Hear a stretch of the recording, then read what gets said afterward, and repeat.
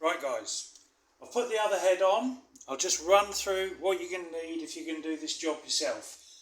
With the cosworth conversion, you have it rebored. You can't use the standard gasket. So I used Cometic. They've made me special gaskets. You can specify what width you want, so you can play around with your compression ratios. I've gone for a higher compression ratio, so a thinner gasket.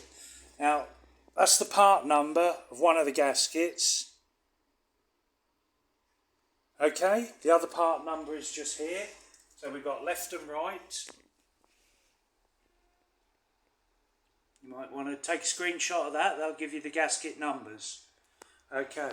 Now there's a company in the UK that will order them, part of Cometic actually, and they're out in Norfolk. So we've got the Cometic gaskets. What you will also might want to do is when you're changing your studs, that's the part number of the Nissan stud that's an upgrade from the standard. Now, also what I've added is this gasket. Now, when I took the old engine apart, there wasn't a gasket fitted. Like I said before, I don't like the thought of no gasket between an oil pump and a pickup. There's potential to suck in air and run low oil pressure. So that gasket is from a company called Conceptua Tuning.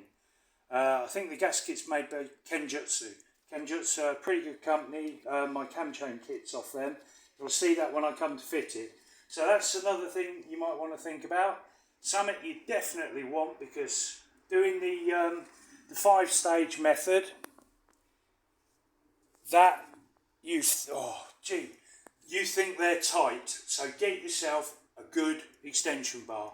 You know, the longer the better, because those 90-degree cranks, when you put them on, they made me sweat. I did have one of these tools to show 90 degrees, but it doesn't fit. It fouls or it's too tall. So waste of money for this particular job, no use at all. If you're rich, you can buy a fancy torque meter, a fancy torque wrench that'll give you degrees as well as torque, but I think they're about £200 or £300 upwards. So all in all, I'm at this stage.